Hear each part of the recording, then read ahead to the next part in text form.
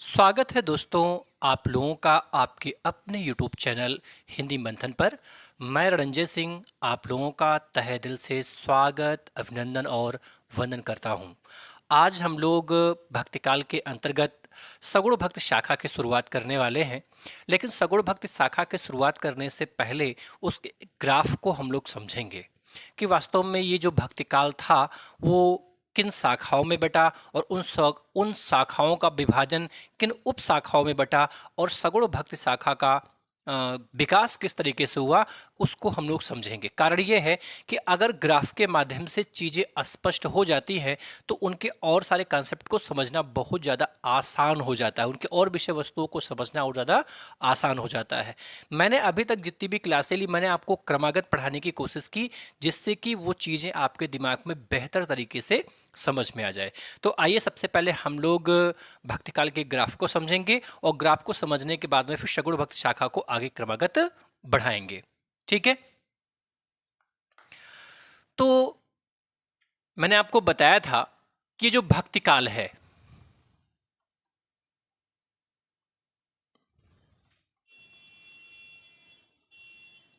वास्तव में भक्तिकाल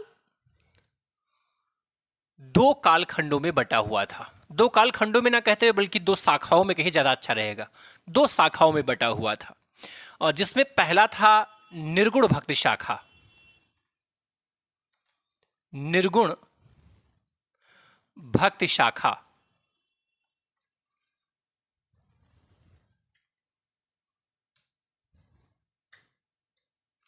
और दूसरा है सगुण भक्ति शाखा।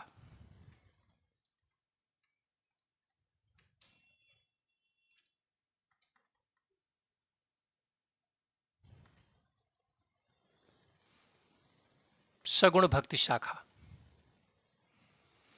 वास्तव में जो अपना भक्तिकाल था वो दो शाखाओं में विभक्त हो गया और उनके विभक्त होने का कारण ये था कि कुछ लोग ऐसे थे, कुछ संत कवि ऐसे थे जो भगवान के निराकार स्वरूप का निराकार स्वरूप के का गुणगान करते थे, उनकी उपासना करते थे।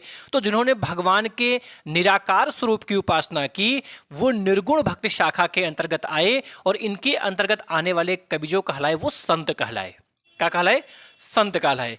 और सगुण भक्ति शाखा के अंतर्गत आने वाले जो कवि हैं वो भक्त कहलाए, अर्थात जिन्होंने भगवान के साकार स्वरूप की उपासना की वो सगुण भक्ति शाखा के अंतर्गत आए।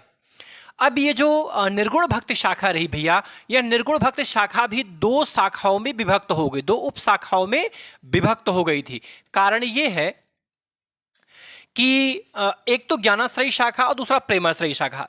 मतलब कुछ संत ऐसे थे जिन्होंने ज्ञान के माध्यम से समाज को सचेत करने का कार्य किया, समाज को जागृत करने का कार्य किया, उनके मन में चलने वाले अंधविश्वास को दूर करने का कार्य किया। तो जिन लोगों ने ज्ञान के माध्यम से ज्ञान के माध्यम से समाज का उत्थान करने की कोशिश की वो तो क्या कहले ज्ञानाश्रयी शाखा के अंतर्गत आए। ज्ञानाश्रयी उपशाखा, ठीक है, या आप इन्हीं को कहते हैं संत काव्य धारा। संत काव्य धारा, ठीक है, जिन्होंने ज्ञान के माध्यम से समाज के कल्याण की बात कही वो ज्ञानाश्रयी शाखा के अंतर्गत आए। और ज्ञान के माध्यम से किन्होंने समाज के कल्याण की बात की तो संतों ने की, अर्थात ज्ञानाश्रयी शाखा के अंतर्गत आने वाले जो कवि थे वो क्या कहलाए भैया? संत कहलाए। क्या कहलाए? संत कहलाए। दूसरा है प्रेमाश्रयी शाखा।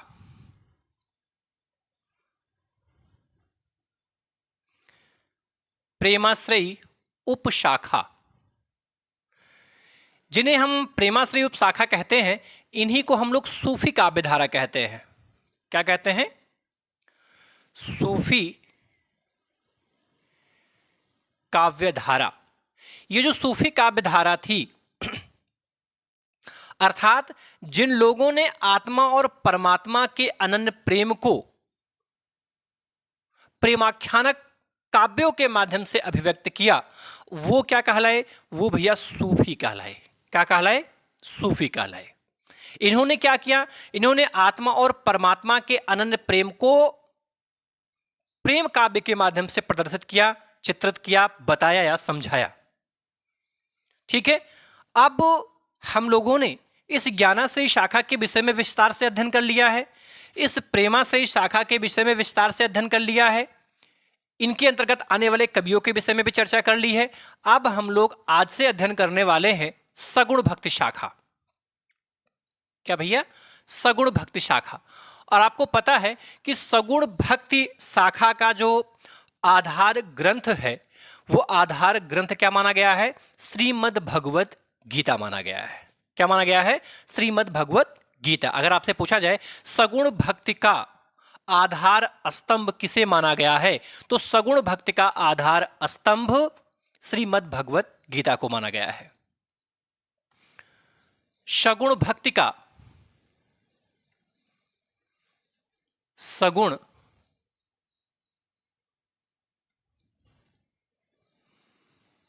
भक्ति का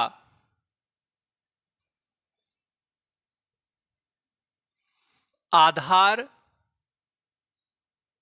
स्तंभ ग्रंथ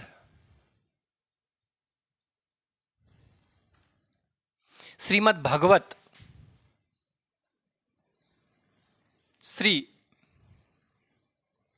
मद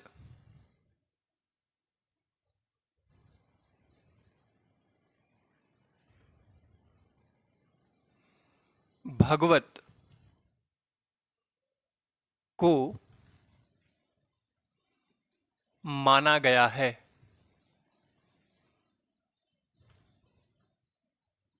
माना गया है, श्रीमद् भगवत को माना गया है। ठीक है, ये जो सगुण भक्ति शाखा थी, यह सगुण भक्ति शाखा भी दो उप शाखाओं में विभक्त हुई, जिसमें पहला था रामाश्रयी,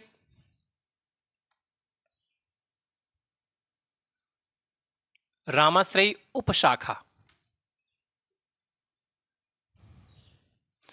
रामाश्रयी उपशाखा के अंतर्गत वे भक्त कवि सम्मिलित होते हैं जिन्होंने भगवान राम की उपासना की। किसकी उपासना की? भगवान राम की उपासना की, अर्थात जिनके इष्ट देव भगवान राम रहे, वो रामाश्रयी शाखा के अंतर्गत आए। दूसरी जो शाखा थी भैया, उसे हम कहते हैं कृष्णाश्रयी शाखा। कृष्णाश्रयी उपशाखा।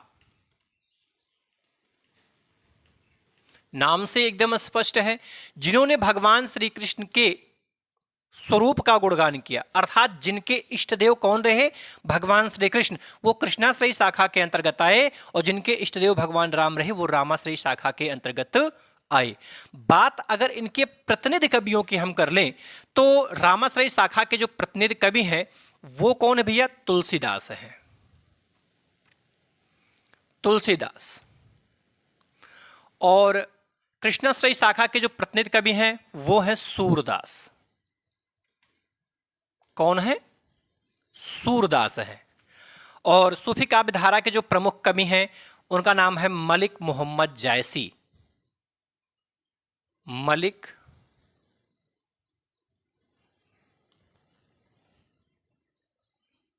मोहम्मद जायसी। और संत काव्य धारा या ज्ञानाश्रयी शाखा के जो प्रतिनिधि कवि हैं, वो है कबीरदास। कौन है? कबीरदास है। यहां तक की चीजें मैंने आपको स्पष्ट कर रखी है। आज हम लोग पढ़ने वाले हैं सगुण भक्ति शाखा, और सगुण भक्ति शाखा में हम लोग पढ़ेंगे रामाश्रयी शाखा के विषय में। ठीक है, यहां तक की बात समझ में आ गई? तो आप इसका एक स्क्रीनशॉट लें, और फिर अब हम लोग रामाश्रयी शाखा के विषय में विस्तार से पढ़ना शुरू करते हैं।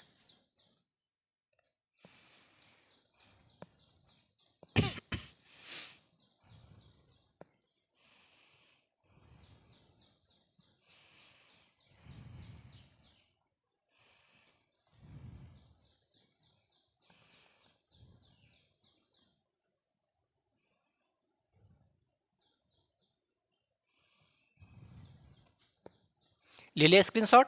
चलिए,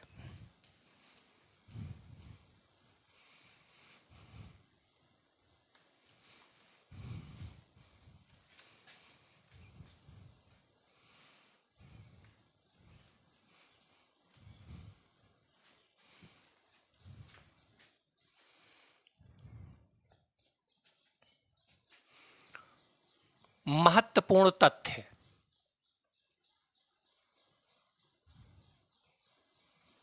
महत्वपूर्ण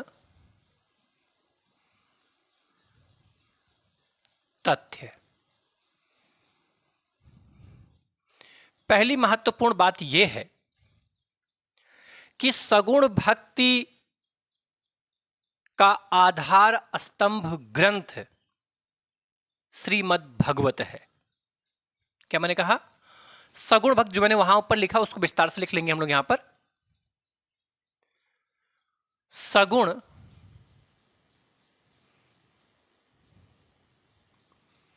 भक्ति का आधार स्तंभ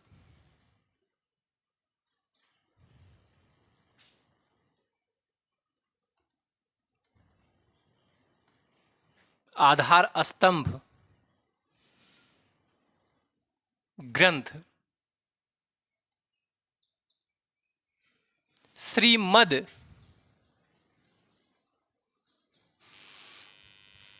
भगवत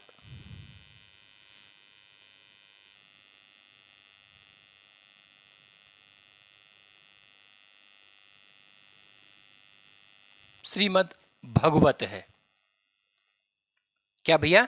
श्रीमद् भगवत है। वास्तव में राम की उपासना निर्गुण और सगुण दोनों ही भक्त करते थे। अर्थात जो भगवान राम हैं उनकी उपासना सगुण और निर्गुण दोनों ही प्रकार के संत और भक्त कवियों ने किया है। ठीक है, अगला पॉइंट है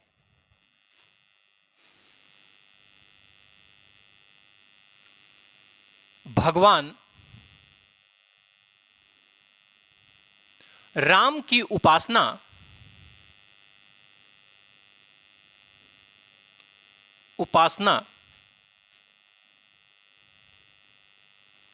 निर्गुण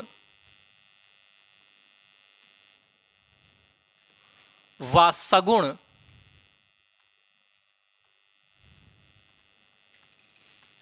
संत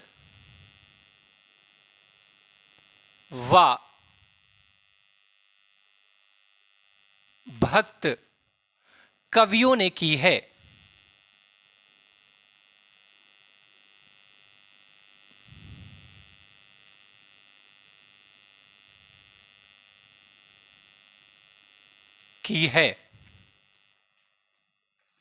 अब निर्गुण काव्य धारा जो रही, इस निर्गुण काव्य धारा ने वो कौन सा संत कवि है जिन्होंने भगवान राम की उपासना की है। अर्थात निर्गुण भक्ति शाखा के अंतर्गत आने वाले जो कवि हैं वो संत कहलाते हैं।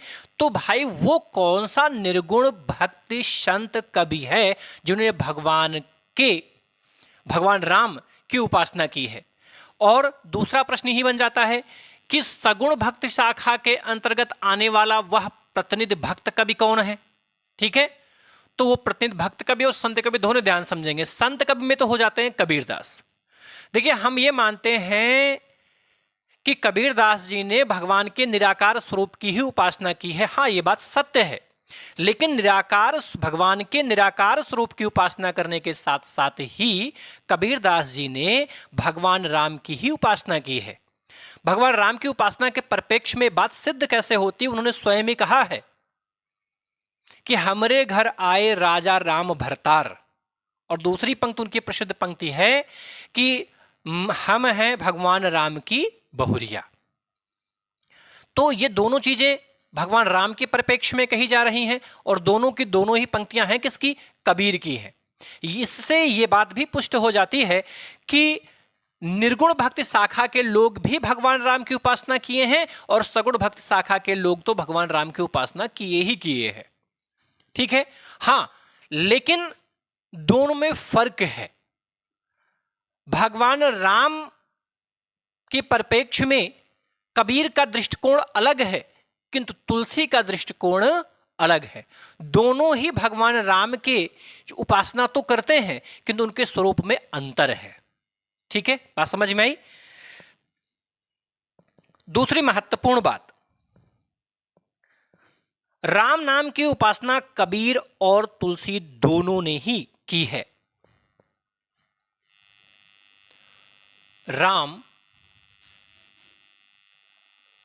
नाम की उपासना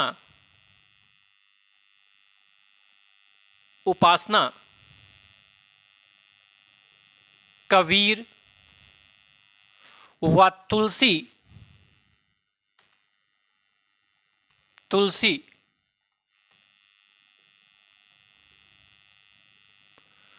दोनों ने ही की है।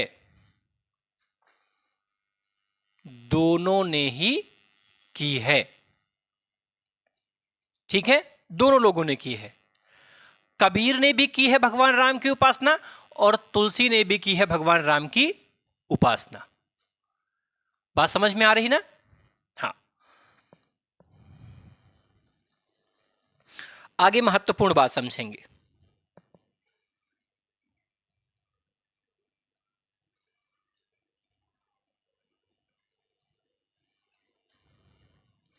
जो आलवार भक्त हैं,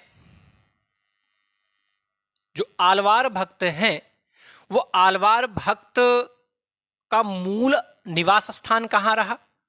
तो आलवार भक्तों का जो मूल निवास स्थान रहा वो दक्षिण भारत रहा।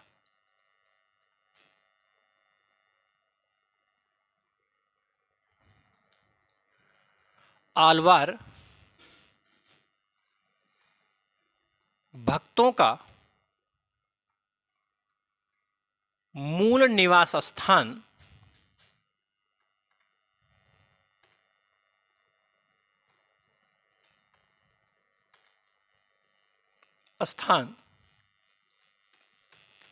दक्षिण भारत था।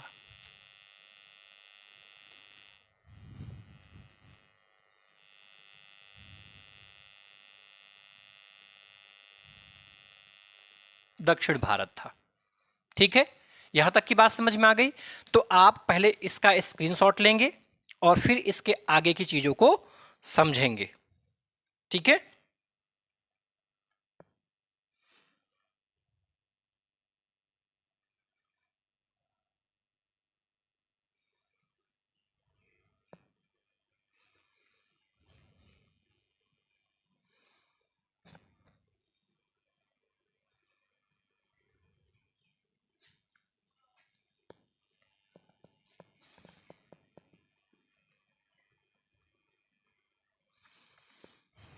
ले ले स्क्रीनशॉट भैया। इसी क्रम को थोड़ा और आगे बढ़ाते हुए, ये पॉइंट तो आपने नोट कर लिया, ये पॉइंट जरूरी था इसलिए मैंने इसको लिखवा दिया, लेकिन इसी क्रम को थोड़ा और आगे बढ़ाते हैं। देखिए, मैंने आपसे बताया ना कि जो सगुण भक्ति धारा का आधार स्तंभ ग्रंथ है वो क्या है? वो तो श्रीमद् भगवत गीता है। और भगवान राम की उपासना निर्गुण और सगुण भक्ति, निर्गुण और सगुण संत और भक्त दोनों प्रकार के कवियों ने की है। भगवान राम के नाम की उपासना कबीर ने भी की है और तुलसी ने भी की है। लेकिन दोनों में अंतर क्या है? तो दोनों में जो राम है उस राम के नाम के अर्थ में अंतर है। किस में अंतर है? दोनों में ही भगवान राम के नाम के अर्थ में अंतर है। आगे लिखेंगे हम।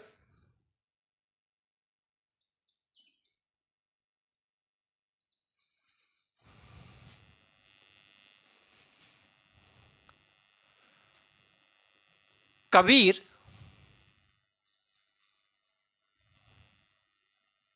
और तुलसी के राम के नाम के अर्थ में अंतर है। अर्थ में अंतर है।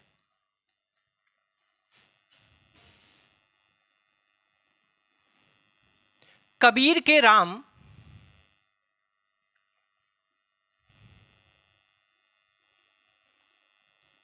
के राम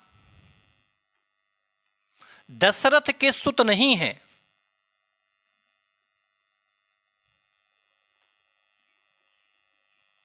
दशरथ के सुत नहीं है। दशरथ के सुत नहीं है। ये महत्वपूर्ण बात। जो कबीरदास जी के राम हैं वह दशरथ के सुत नहीं हैं, किंतु तुलसी के राम दशरथ के सुत हैं। किंतु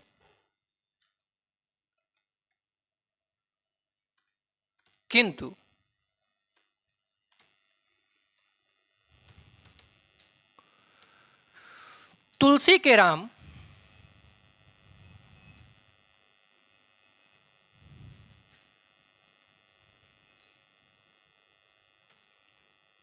दशरथ के सुत हैं। दशरथ के सुत हैं। यही विशेष अंतर है भैया। बात समझ में आ गई? अगर आपसे पूछा जाए कि सगुण भक्ति धारा का जो आधार स्तंभ ग्रंथ है वो कौन सा ग्रंथ है, तो वो है श्रीमद् भगवत। श्रीमद् भगवत। मैंने राम भक्ति का नहीं कहा है, मैंने सगुण भक्ति कहा। यह बात आपको ध्यान में रखनी होगी कि जो सगुण भक्ति अर्थात भगवान के साकार स्वरूप की जो उपासना की बात कही गई है उसका जो आधार स्तंभ है वह आधार स्तंभ कौन सा है, तो वह आधार स्तंभ है श्रीमद् भगवत। ठीक है। और श्रीमद् भगवत जो अंश है वो महाभारत का अंश है। किसका अंश है? महाभारत का अंश है। ठीक है। लेकिन भगवान के द्वारा जो उपदेश दिया गया है, समाज को जो समझाया गया है, जो समाज को बताया गया है, जो सत्य का बोध कराया गया है, वो सारी बातें किसमें है? श्रीमद् भगवत में ही तो है। तो सगुण भक्ति, भगवान की सगुण भक्ति की उपासना का जो आधार स्तंभ ग्रंथ बना हुआ है वो कौन सा है? श्रीमद् भगवत गीता है। दूसरी महत्वपूर्ण बात, जो रामाश्रयी शाखा रही उस रामाश्रयी शाखा के अंतर्गत उपासना किसकी की गई है? तो उसमें उपासना की गई है भगवान राम की। और भगवान राम की उपासना निर्गुण संत कवियों ने भी की है और सगुण भक्त कवियों ने भी की है। क्योंकि निर्गुण शाखा के अंतर्गत आने वाले जो कवि रहे उनको संत कहा गया और सगुण भक्त के अंतर्गत आने वाले जो कवि रहे उनको भक्त कहा गया। तो भगवान राम की उपासना निर्गुण और सगुण दोनों ही प्रकार के संत और भक्त कवियों ने की है।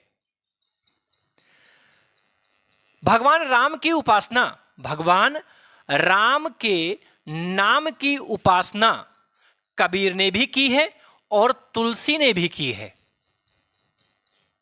लेकिन दोनों के राम के नाम के अर्थ में अंतर है। कहां अंतर है? भगवान राम के नाम के अर्थ में। राम के नाम के अर्थ में अंतर। कहां अंतर है? उनके अर्थ में अंतर है। भगवान राम के नाम के अर्थ में अंतर है। कौन सा अंतर है? अंतर यह है कि जो कबीरदास जी ने भगवान राम के नाम की उपासना की है, वंदना की है, वो राम जो है वो राम दशरथ के पुत्र नहीं है। वो दशरथ के पुत्र राम, वो राम की उपासना तुलसी ने नहीं की है।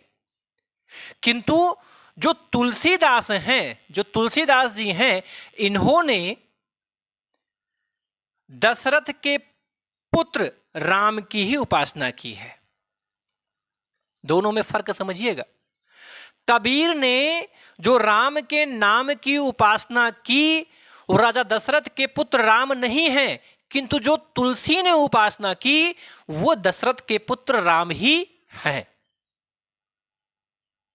बात समझ में आई? यहां पर जो कबीर हैं वो भगवान राम को दशरथ का पुत्र नहीं मानते हैं, उनको भगवान मानते हैं। क्या मानते हैं? भगवान मानते हैं। और जो तुलसीदास हैं वो तुलसीदास भगवान राम को क्या मानते हैं? अपना स्वामी मानते हैं। वो ईश्वर नहीं मानते हैं, वो स्वामी मानते हैं। थोड़ा सा विभेद है, ठीक है। आगे समझते हैं।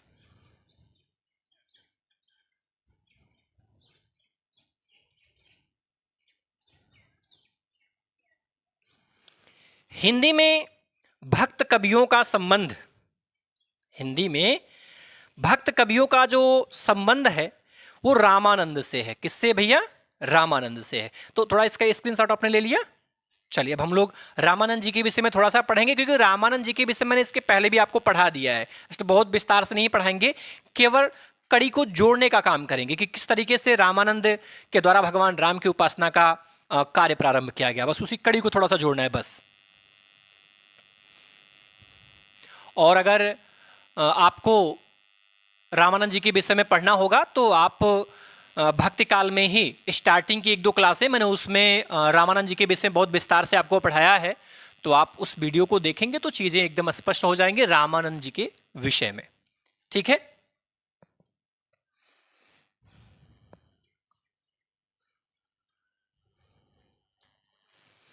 हिंदी के क्षेत्र में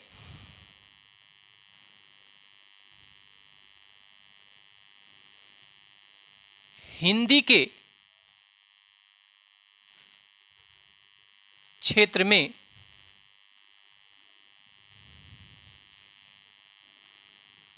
हिंदी के क्षेत्र में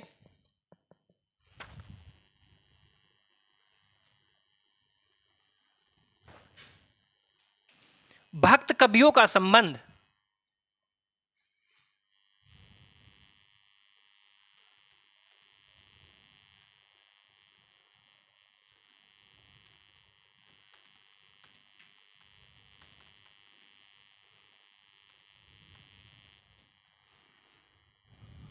संबंध रामानंद से है।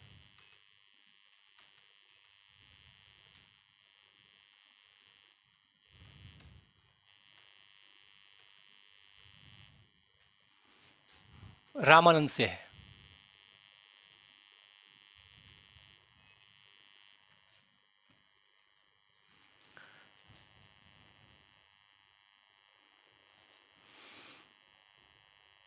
रामानंद राघवानंद के शिष्य थे।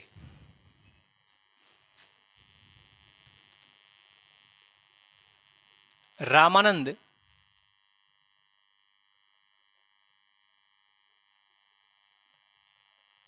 राघवानंद के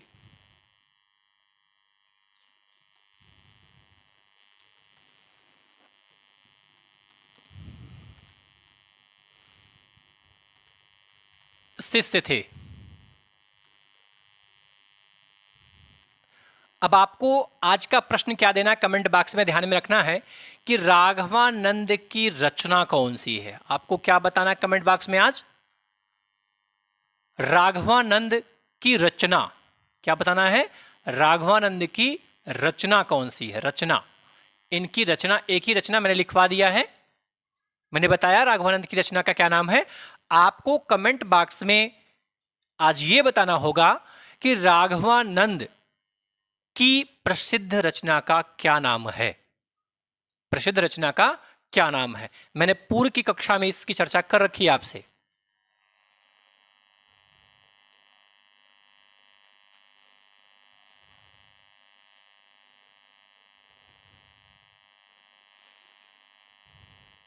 रामानंद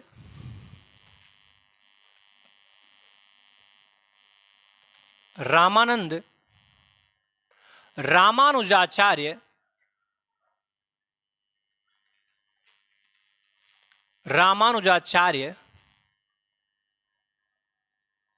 की शिष्य परंपरा से संबंधित हैं।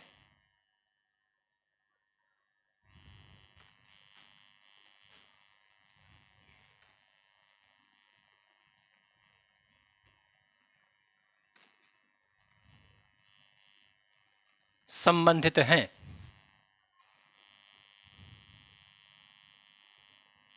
शिष्य परंपरा से संबंधित हैं।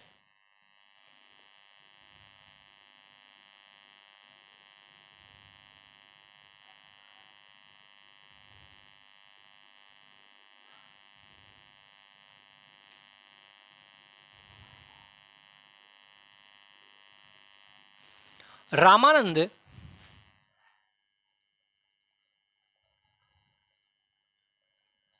रामानंद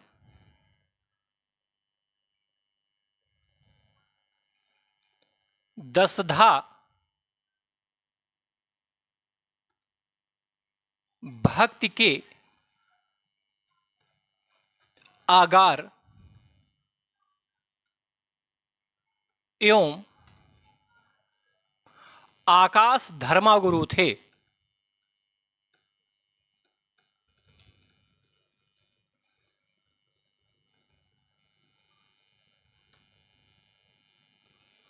आकाश धर्मा गुरु थे। आकाश धर्मा गुरु थे।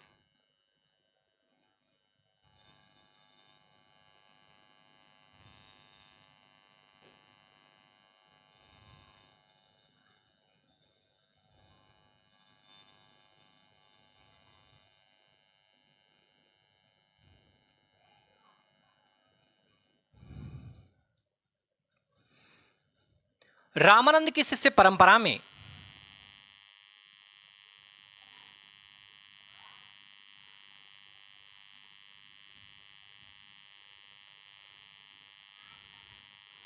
शिष्य परंपरा में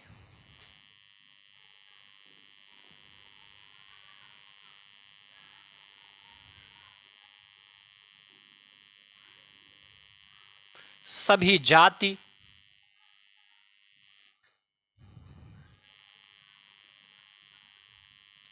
के लोग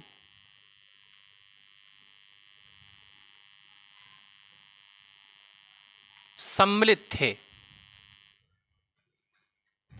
सम्मिलित थे। सभी जाति के लोग सम्मिलित थे। रामानंद की शिष्य परंपरा में सगुण एवं निर्गुण दोनों ही प्रकार के संत और भक्त कवि सम्मिलित हैं।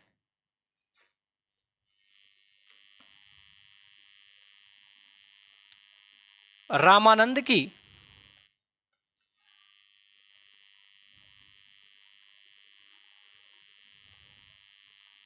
शिष्य परंपरा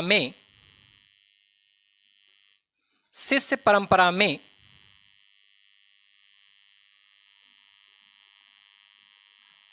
सगुण एवं निर्गुण कवि सम्मिलित हैं।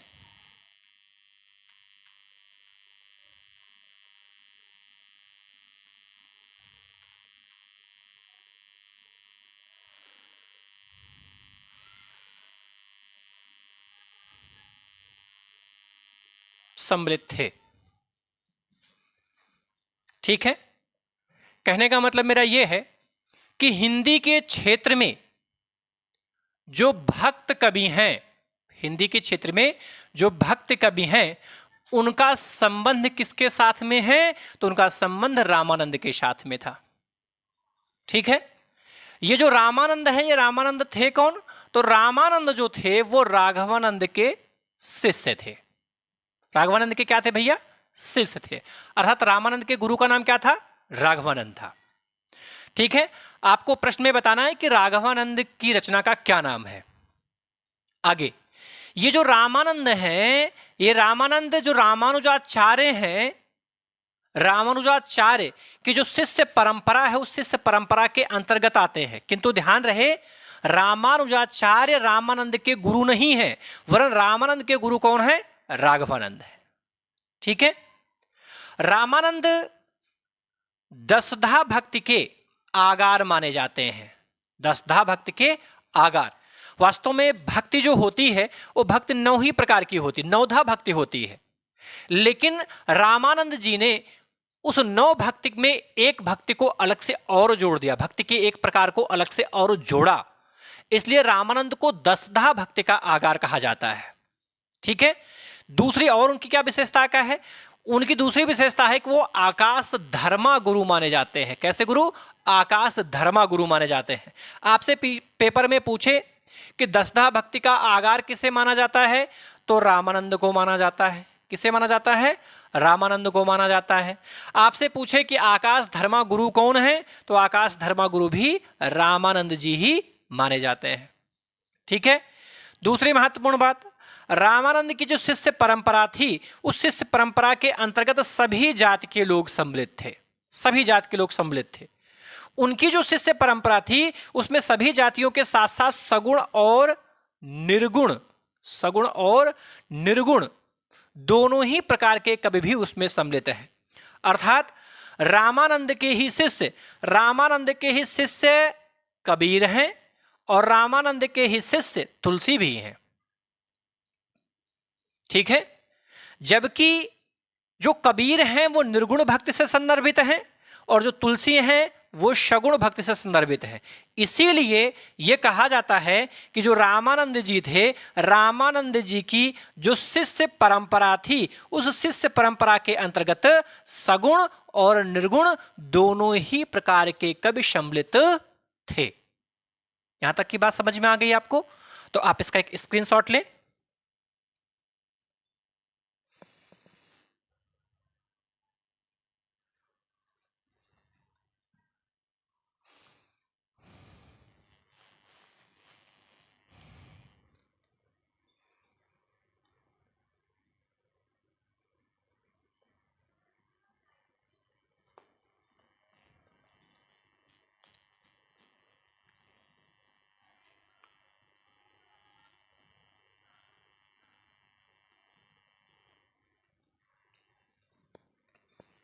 ले लिया स्क्रीनशॉट?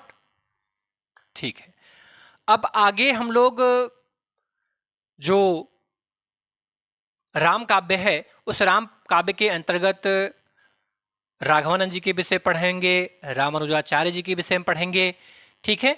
तो अलग अलग कवियों के विषय में चर्चा करने वाले हैं। इसलिए इस आज की कक्षा को हम लोग यहीं पर संपन्न करते हैं। इसके आगे की चीज़ों की चर्चा हम लोग अगली क्लास में करेंगे, किंतु जाने से पहले आपसे निवेदन करते हुए जा रहे हैं कि कृपया आप हमारे इस चैनल को लाइक व सब्सक्राइब करें तथा इस वीडियो को भी आप लाइक करें, वीडियो पे कमेंट करें और ज़्यादा से ज़्यादा लोगों के पास में इस वीडियो को शेयर करें, जिससे कि और लोगों को भी इसका लाभ मिल सके। यदि आपके पास किसी भी प्रकार का सुझाव हो तो उस सुझाव को भी हमारे कमेंट बॉक्स के माध्यम से हमें सूचित करें। धन्यवाद।